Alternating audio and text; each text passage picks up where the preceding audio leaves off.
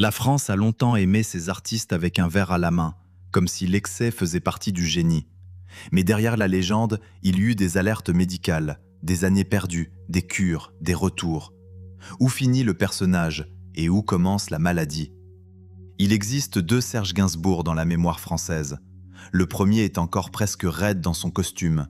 Il parle bas, choisit ses mots, semble garder une distance ironique avec tout ce qui l'entoure. Le second a les traits plus lourds, la voix plus abîmée, l'allure plus provocatrice.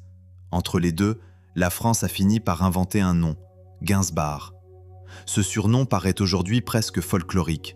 Il fait sourire parce qu'il appartient à l'imagerie collective. La nuit, les plateaux de télévision, les provocations, les cigarettes, les verres, la fatigue revendiquée comme une esthétique. Pourtant, l'archive devient beaucoup moins légère lorsqu'on replace les dates dans le bon ordre. Au début des années 70, Gainsbourg n'est plus seulement un auteur brillant pour les autres. Il a trouvé une reconnaissance qui lui avait longtemps échappé. Il écrit, compose, scandalise parfois, mais surtout il réussit. Puis, en 1973, survient une première crise cardiaque. Il n'a pas encore 50 ans. L'Institut national de l'audiovisuel résume la suite sans détour. Ses excès ont fragilisé son cœur, mais il continue à boire et à fumer. C'est ici que notre histoire commence vraiment. Lorsqu'un avertissement aussi concret arrive au milieu d'une légende nourrie par l'excès, deux chemins apparaissent: changer de vie ou absorber l'alerte elle-même dans le personnage. Chez Gainsbourg, le paradoxe devient visible. Le créateur reste d'une précision extraordinaire. Il travaille sur les mots, les arrangements, les voix, les images.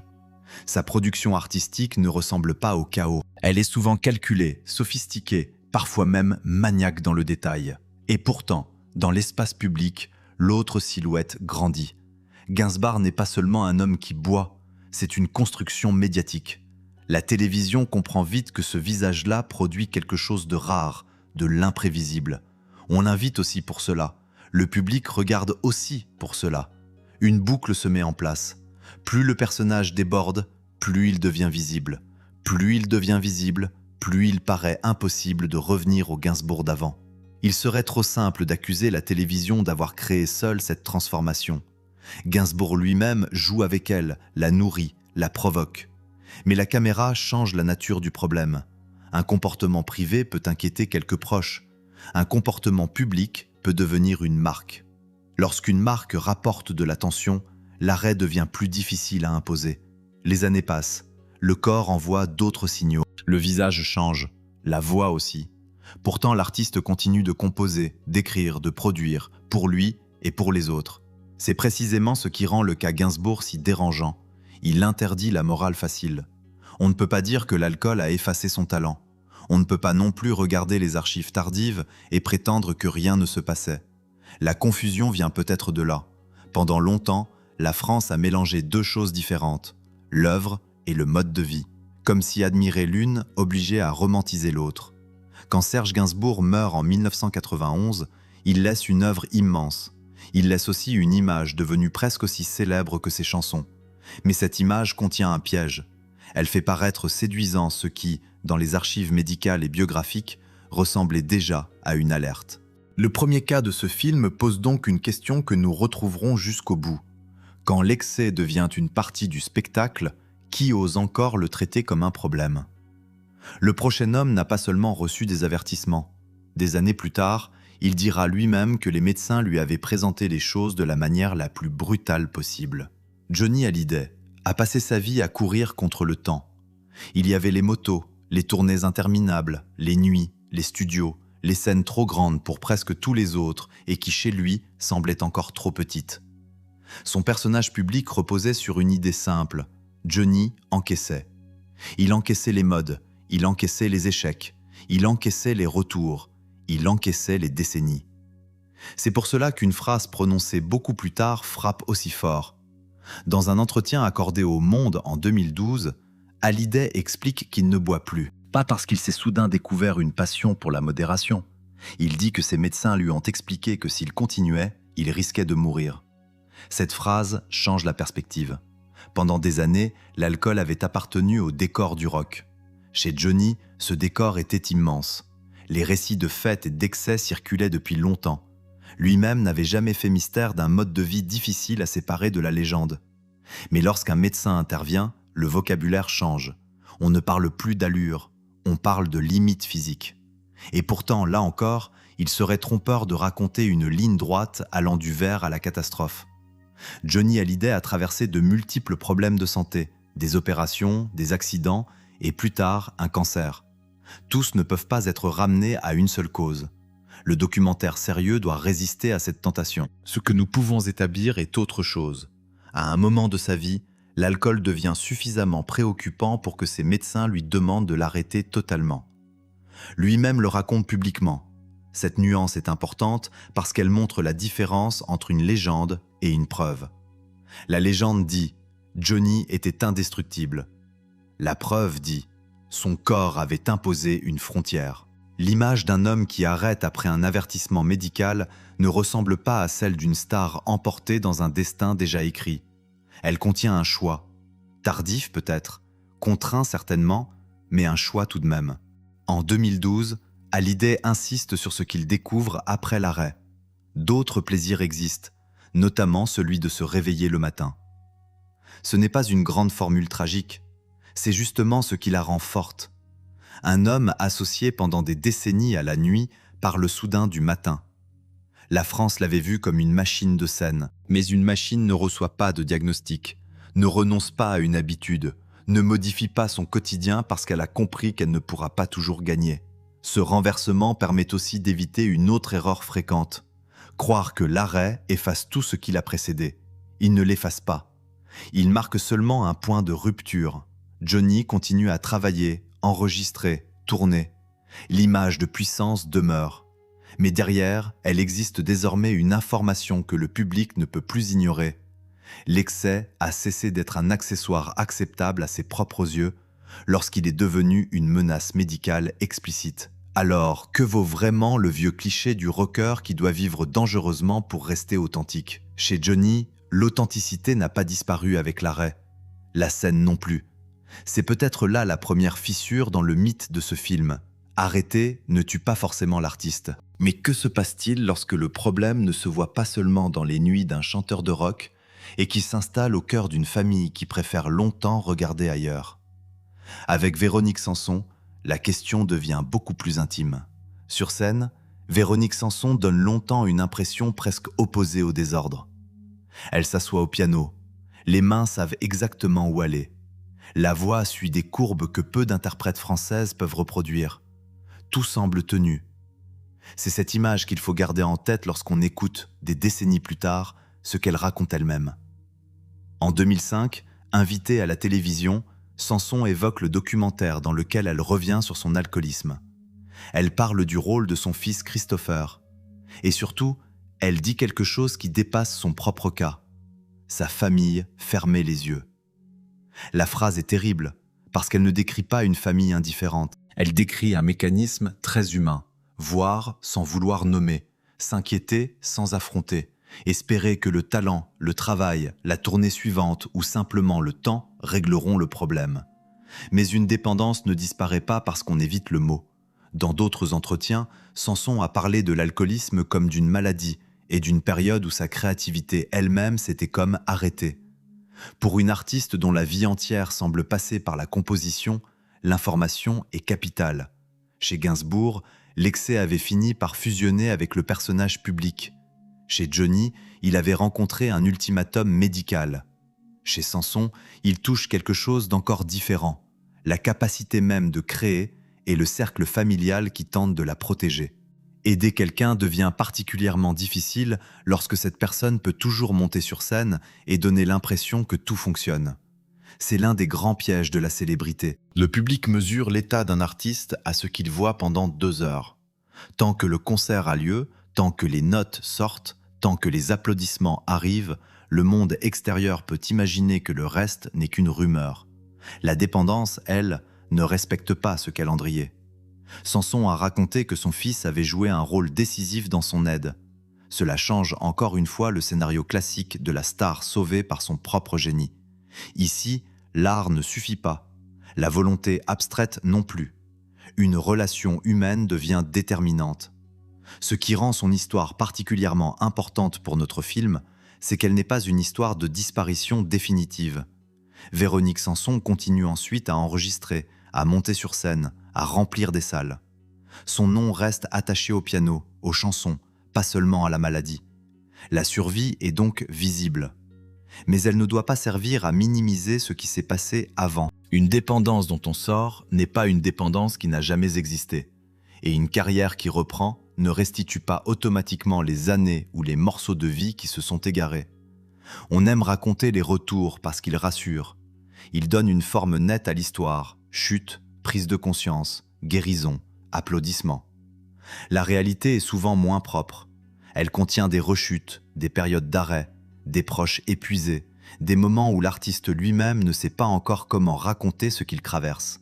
Sanson a choisi, avec le temps, d'en parler publiquement. En faisant cela, elle retire quelque chose au vieux folklore de la chanson française. Elle transforme une habitude qu'on pouvait autrefois présenter comme bohème en un problème nommé pour ce qu'il est. Et surtout, elle montre que l'entourage peut être à la fois un refuge et un miroir tardif. Mais toutes les familles n'arrivent pas à provoquer ce basculement. Et tous les artistes ne laissent pas eux-mêmes un récit aussi clair. Dans le cas suivant, une grande partie de ce que nous savons vient d'une femme qui a vécu 27 ans aux côtés d'un acteur que la France associait au rire. Jacques Villeray entre dans la mémoire populaire avec un visage que le public croit connaître. Il peut être tendre, maladroit, lunaire, exaspérant, profondément humain. Après le dîner de cons, cette proximité devient immense. Le succès est colossal, les récompenses suivent, et l'acteur paraît enfin recevoir tout ce qu'un grand comédien attend pendant des années. Mais le moment du triomphe ne résume pas sa vie privée. Après sa mort, son ancienne épouse, Irina Tarasov, décide de parler publiquement de leur histoire. Son témoignage est une source de première main, mais il reste ce qu'il est, le récit d'une proche. Il ne faut donc pas le transformer en vérité judiciaire ou médicale absolue. Ce qu'elle décrit est néanmoins précis dans sa nature. L'alcoolisme de son mari, les inquiétudes, les absences, les périodes où elle ne savait plus comment l'aider. Elle affirme également que certaines personnes qui travaillaient avec lui ne lui laissaient pas toujours, selon elle, le temps nécessaire pour se soigner, parce qu'il représentait une valeur économique. Cette accusation vise moins un individu qu'un système. Un acteur peut-il vraiment s'arrêter lorsque des tournages, des producteurs, des contrats et des dizaines de salariés dépendent de sa présence ? La célébrité donne du pouvoir, mais elle peut aussi retirer une liberté essentielle, celle de disparaître quelque temps pour aller mal loin des caméras. Villeray lui-même, selon son ex-épouse, n'avait pas totalement caché son problème. Pourtant, pour le grand public, l'association principale restait le rire. Le contraste est brutal. Celui qui fait rire des millions de personnes peut être, hors champ, au centre d'une situation que ses proches vivent comme une épreuve durable. Il faut être très prudent ici avec le mot « cause ». Jacques Villeray est mort en 2005. Nous n'allons pas réduire sa mort à une bouteille, ni réécrire son dossier médical. Ce serait exactement le type de raccourci que ce film cherche à éviter. L'enjeu est ailleurs. Le témoignage de Tarasov montre comment l'alcool peut envahir la vie quotidienne sans empêcher immédiatement la carrière de continuer. Et c'est peut-être ce qui rend certaines dépendances particulièrement difficiles à voir dans le monde du spectacle. Tant que la personne arrive sur le plateau, tant que la prise existe, tant que le public rit, le système peut continuer. Mais cette continuité a une limite. Le succès du dîner de cons arrive tard dans la carrière de Villeray. Cela rend le paradoxe encore plus cruel. Au moment où la France célèbre enfin pleinement son talent, le récit familial décrit un homme qui depuis longtemps déjà ne maîtrise pas tout. Ce bloc nous oblige donc à abandonner une idée confortable, celle selon laquelle la réussite professionnelle protège du désordre privé. Elle peut parfois le cacher, elle peut aussi le rendre économiquement difficile à interrompre. Avec Philippe Léotard, le voile tombe presque complètement. Là, il n'y a même plus besoin qu'un proche révèle après coup ce que l'artiste aurait voulu dissimuler. Léotard parle lui-même de ses dépendances, les met dans ses livres, dans ses interviews, dans son personnage. Et c'est précisément ce qui rend son histoire plus inquiétante encore. Philippe Léotard n'a jamais ressemblé à quelqu'un qui cherchait la respectabilité.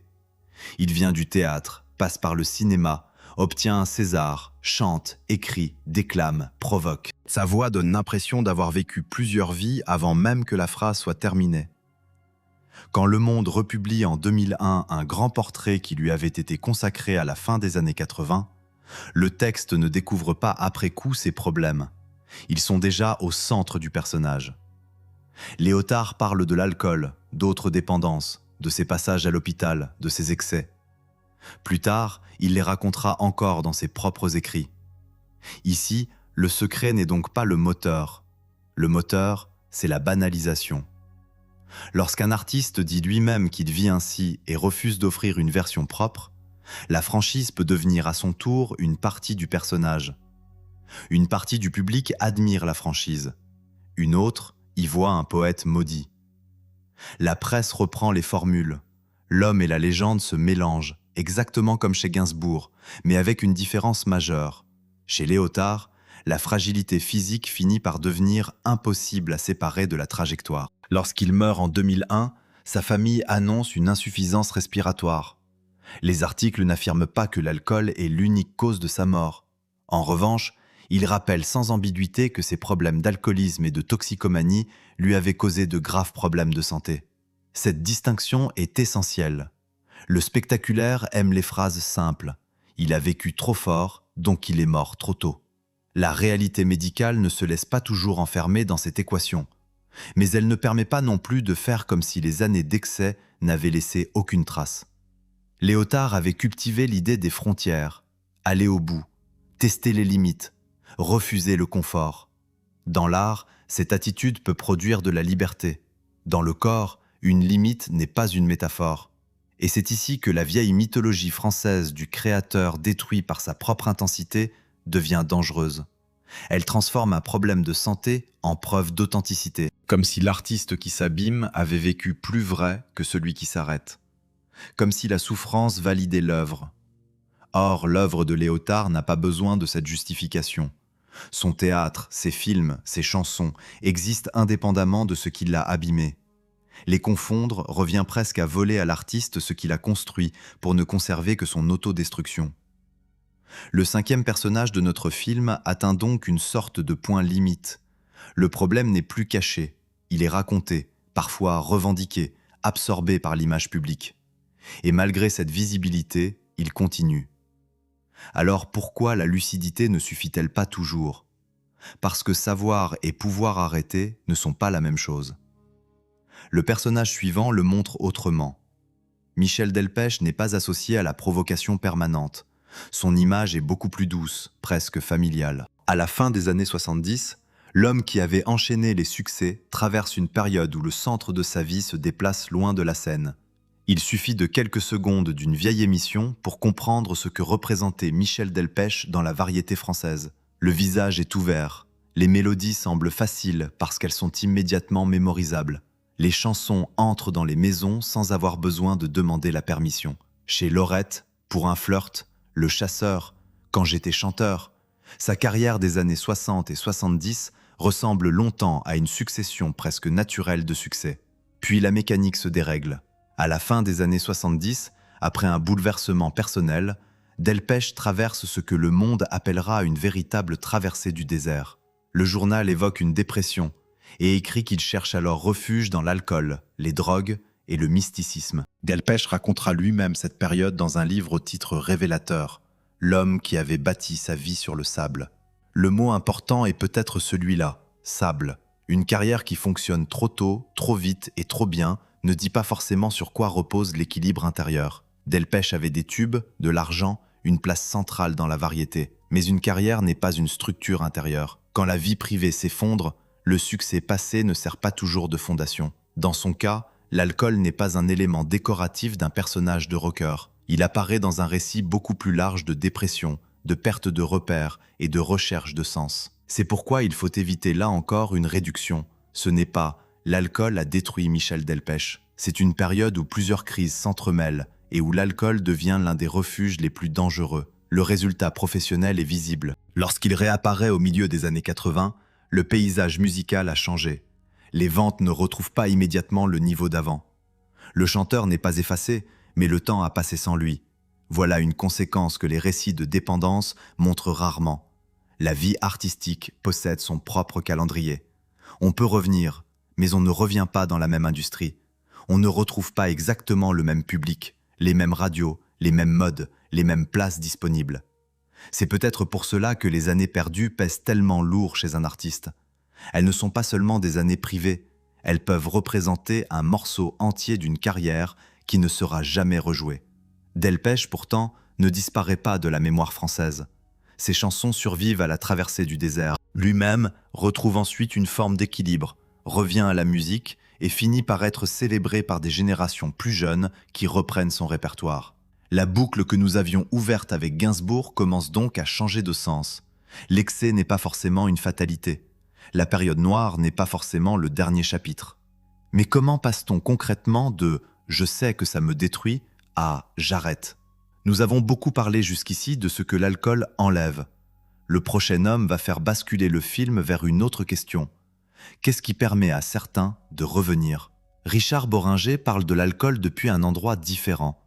Pas depuis la légende de celui qui n'aurait peur de rien, pas depuis la provocation, pas depuis un récit écrit par un proche après sa mort. Il parle depuis l'après. Dans une émission consacrée aux dépendances, il revient sur son propre parcours et utilise un mot simple, survivant. Au moment de cette interview, Bohringer explique qu'il a arrêté de boire depuis plusieurs années. La raison qu'il donne n'a rien d'héroïque au sens spectaculaire. Il dit en substance qu'il a eu peur de mourir. Cette peur est un tournant narratif, mais aussi une correction importante de tout ce que nous avons vu jusqu'ici. Pendant la première moitié de ce film, l'excès semblait presque toujours plus fort que l'avertissement. Gainsbourg continue après une première crise cardiaque. Johnny doit entendre un ultimatum médical. Samson décrit une famille qui ferme longtemps les yeux. Villeray, selon son ex-épouse, reste pris entre maladie et impératif professionnel. Léotard connaît parfaitement son problème mais continue. Delpech perd des années avant de retrouver une direction. Bohringer pose une possibilité différente. La peur peut arriver avant le point final. Et lorsqu'elle arrive, elle peut servir. Cela ne veut pas dire qu'arrêter est simple. Cela ne veut pas dire qu'il suffit d'avoir peur une fois. Les dépendances sont des maladies complexes et l'expérience d'un artiste ne devient pas une recette universelle.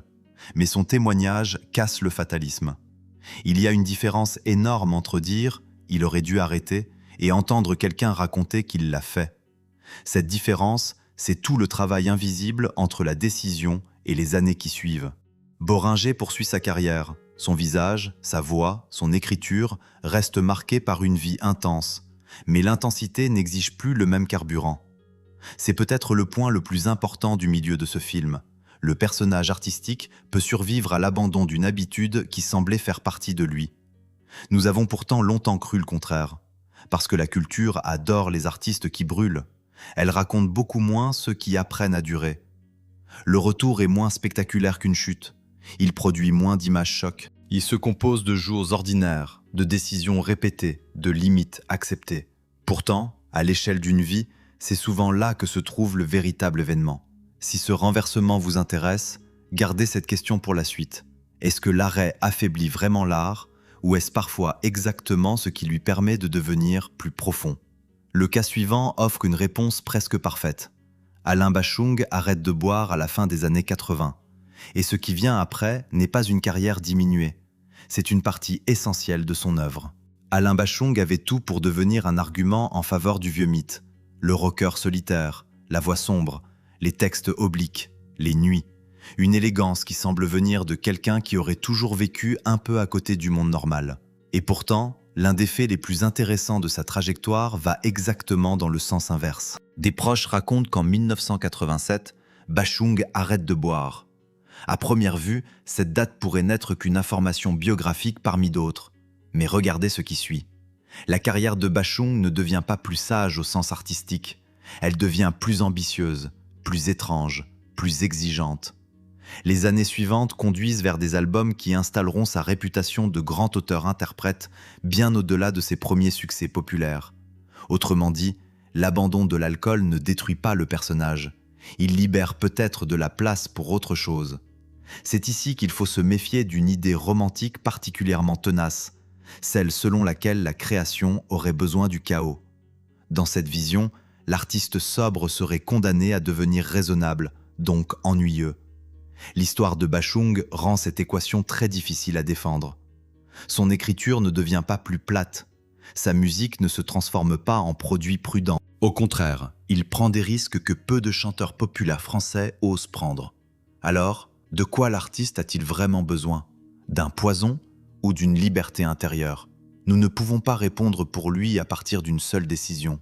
Bachung n'a pas laissé un manifeste expliquant que toute sa grandeur serait née de l'arrêt. Ce serait inventer une causalité. Mais la chronologie, elle, est réelle. L'arrêt intervient avant une longue période de maturité artistique majeure. C'est suffisant pour renverser un cliché. Le cas Bachung est donc moins spectaculaire que Léotard ou Gainsbourg. Il contient moins de scènes de débordement. Et c'est précisément pour cela qu'il est nécessaire. Une culture obsédée par les chutes oublie souvent les transformations silencieuses. On ne filme pas facilement une habitude qui n'a plus lieu. Il n'y a pas de plateau de télévision scandalisé par un verre qui reste absent.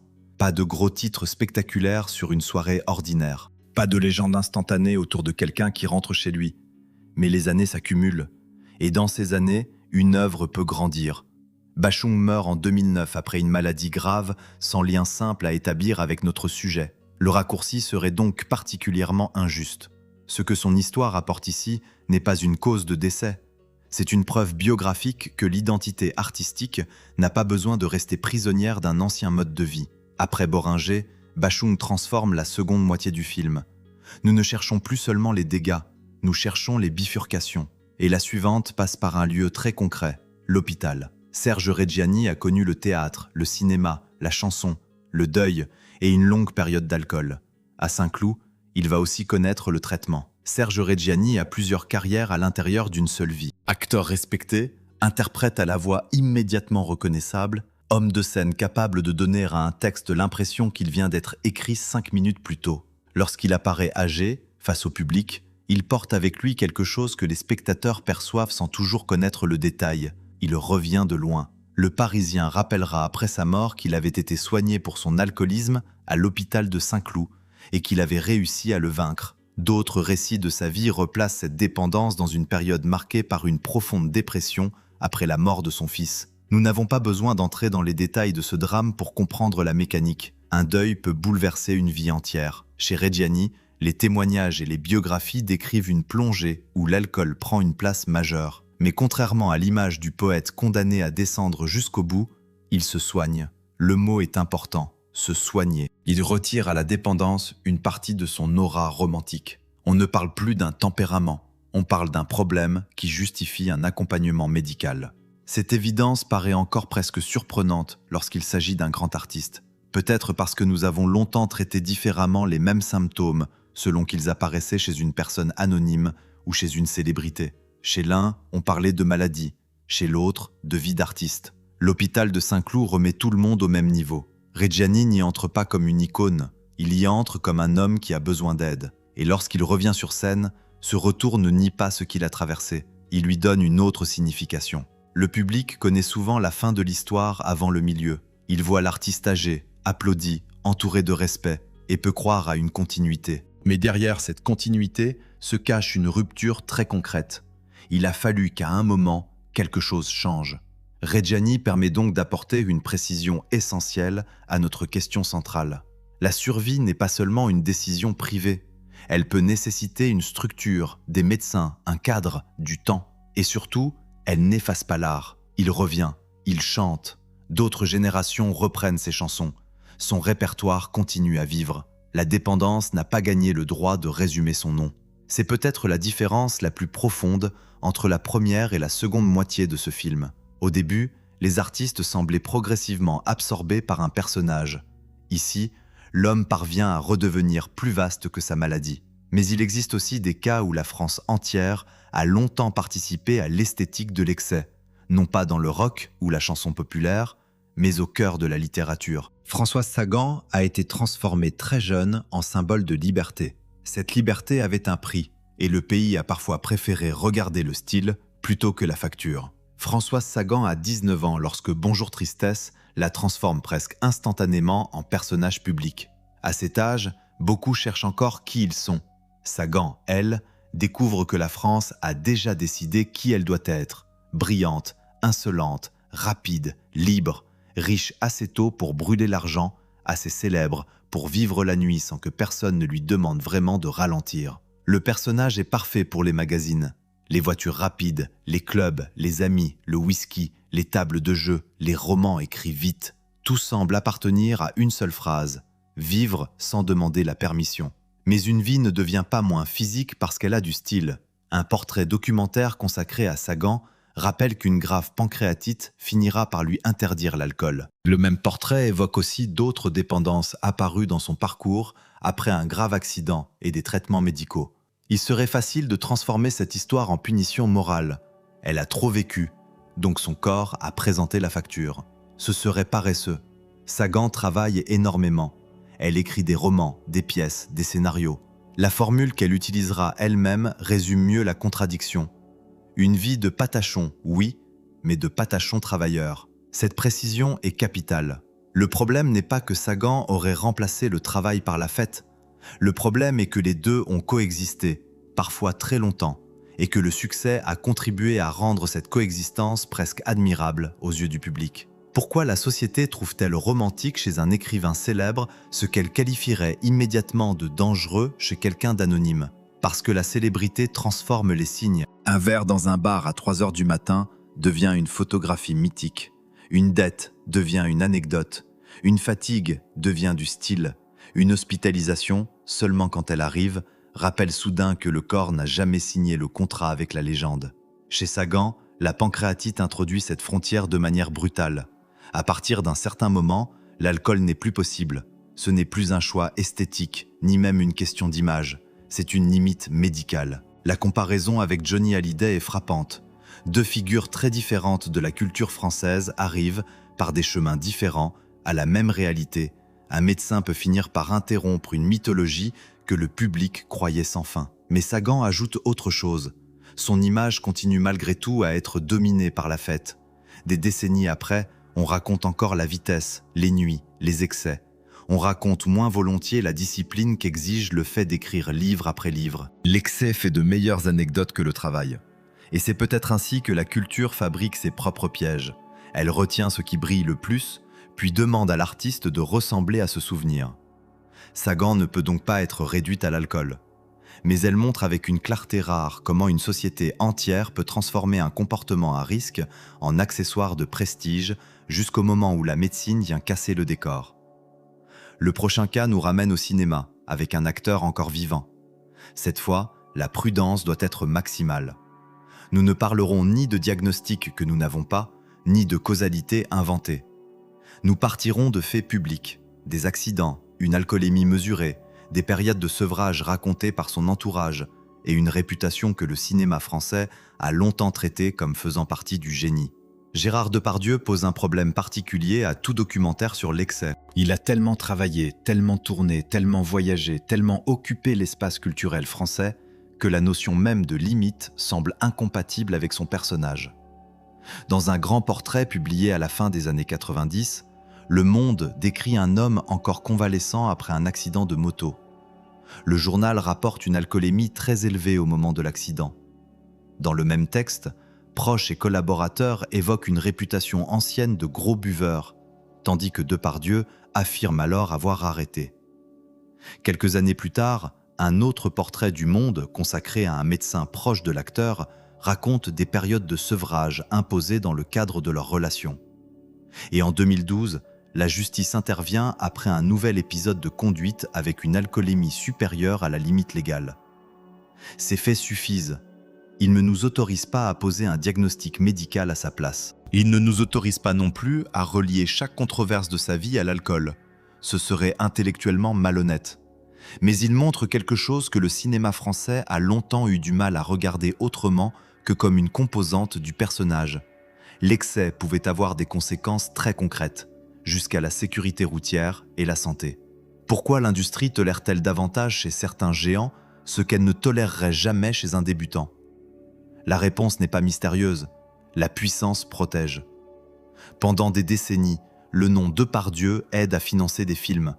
Sa capacité de travail fascine. Son énergie semble sans fond. Lorsqu'un acteur peut porter une production entière, beaucoup de comportements risquent d'être relus comme des excentricités plutôt que comme des alertes. C'est ici que le cas Depardieu rejoint, d'une manière inattendue, le témoignage de l'ex-femme de Jacques Villeray. Dans les deux histoires apparaît la même question économique. Que fait un système quand la personne qui devrait peut-être s'arrêter est aussi celle qui fait vivre le projet? La différence est que Depardieu, lui, continue pendant des décennies à produire l'image inverse de la fragilité. Il tourne encore, se déplace, entreprend, cuisine, chante, récite. Une activité presque démesurée peut donner l'impression qu'il n'existe aucune conséquence. Mais l'absence d'arrêt professionnel total n'est pas la preuve de l'absence de problème. C'est l'une des leçons les plus difficiles de ce film. Nous cherchons souvent la chute parce qu'elle est facile à raconter.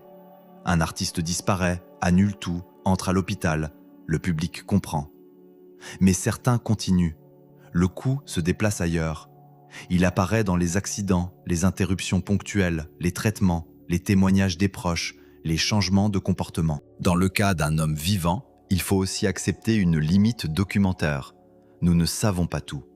Et nous n'avons pas le droit de remplir les blancs avec des rumeurs. Depardieu reste donc ici pour une raison précise. Non pas comme symbole d'une condamnation, comme symbole de la tolérance exceptionnelle accordée aux artistes considérés comme irremplaçables. Et cela nous ramène à la question du début. Où finit le personnage?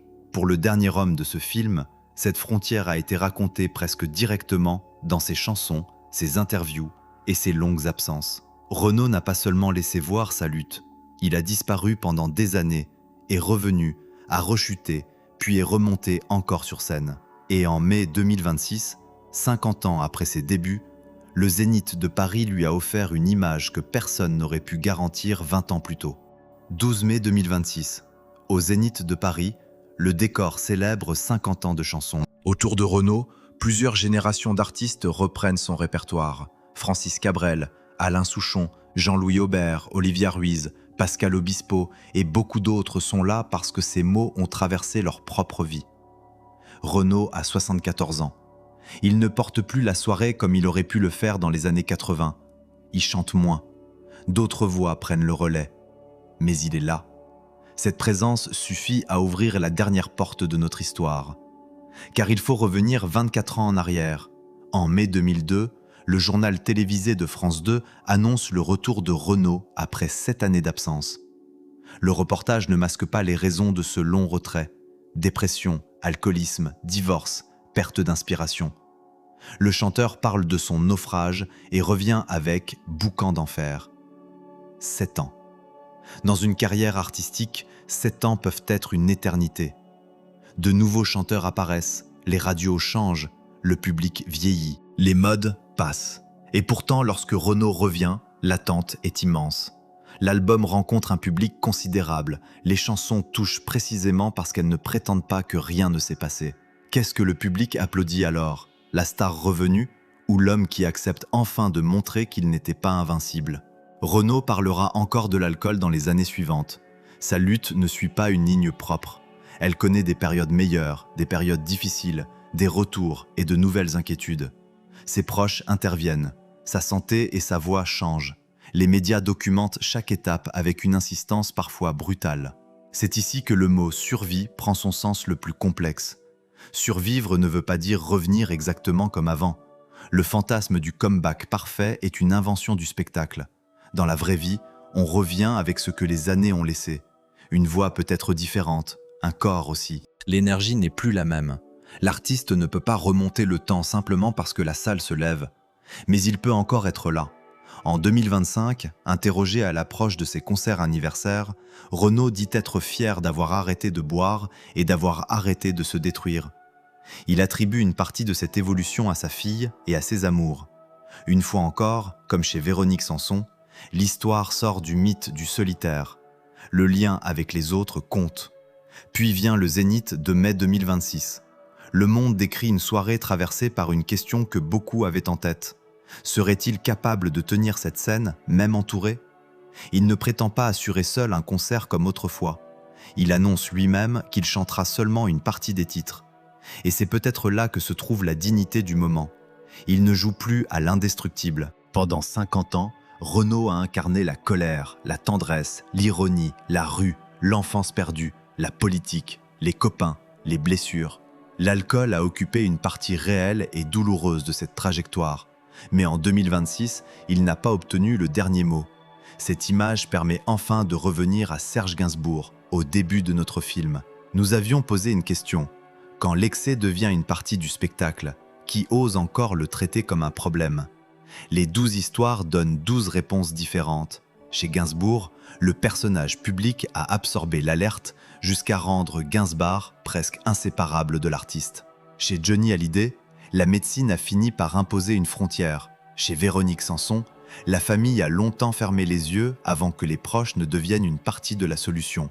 Chez Jacques Villeray, le témoignage de son ex-épouse montre le conflit possible entre soins et machines professionnelles. Chez Philippe Léotard, la lucidité sur ses propres dépendances n'a pas suffi à les rendre inoffensives.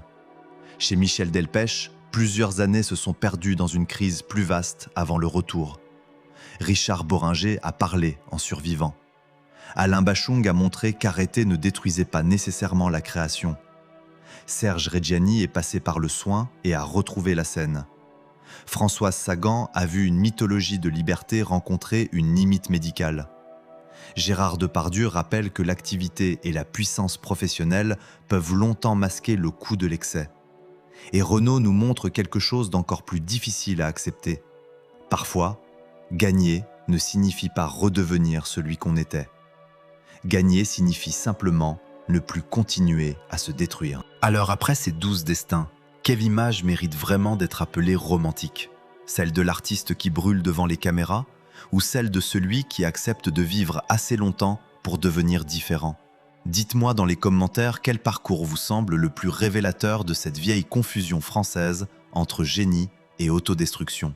Parce qu'au fond, l'alcool n'a jamais écrit une chanson, joué un rôle ou terminé un roman. Les artistes, eux, l'ont fait.